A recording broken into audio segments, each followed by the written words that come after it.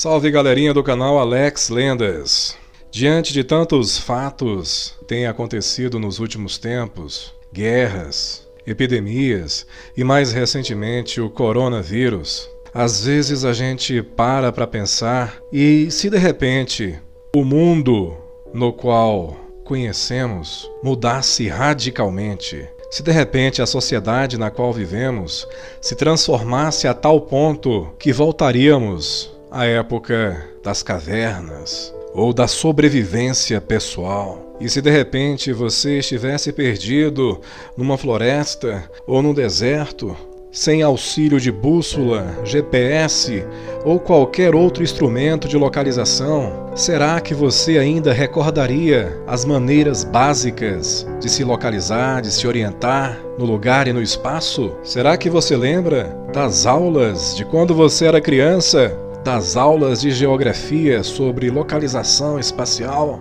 e até mesmo a diferenciar mapas que são tão importantes e foram tão importantes, principalmente no período das descobertas e das grandes navegações? Será? Então vamos conferir no vídeo de hoje, ou melhor dizer, na aula de hoje, se você ainda lembra desses conceitos básicos de orientação e localização espacial. Mas antes, já deixa aquele like, se inscreva no canal e ative o sininho das notificações para receber turma, novos vamos fazer vídeos. uma revisão da nossa aula de geografia.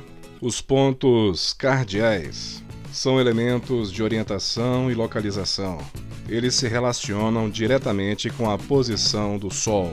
O Sol nasce no mesmo lado do horizonte e se põe no lado oposto. Por isso, esses lados estabeleceram os pontos cardeais. Os 4 pontos cardeais são Norte, Sul, Leste e Oeste. E indo um pouco mais além, para estabelecer uma localização mais precisa, são usados os pontos colaterais. Esses pontos são compostos por Sudeste, Nordeste, Noroeste e Sudoeste. Nós falamos também um pouco sobre a história dos mapas. Os mapas são registros muito antigos e existem alguns que foram encontrados na Turquia e têm datas de cerca de 6.204 anos antes de Cristo.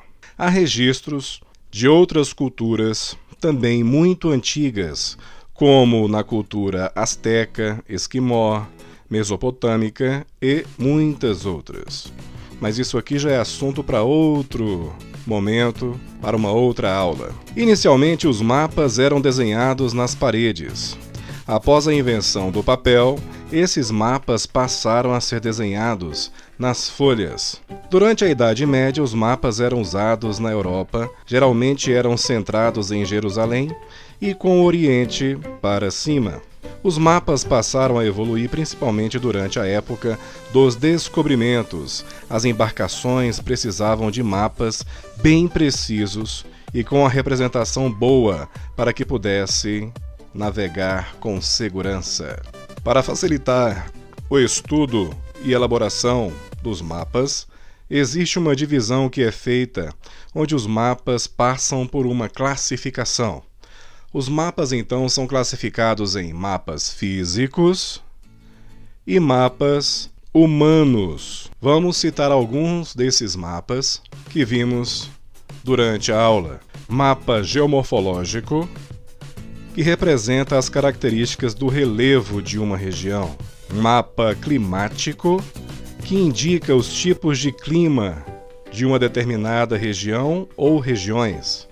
O mapa hidrográfico, que mostra os rios, as bacias que cortam uma região. O mapa biogeográfico, que aponta os tipos de vegetação que cobrem uma determinada localização. Temos também o mapa político, que aponta a divisão do território em países, estados, regiões e municípios. Temos o mapa econômico, que indica as atividades produtivas do homem, do ser humano em uma determinada região.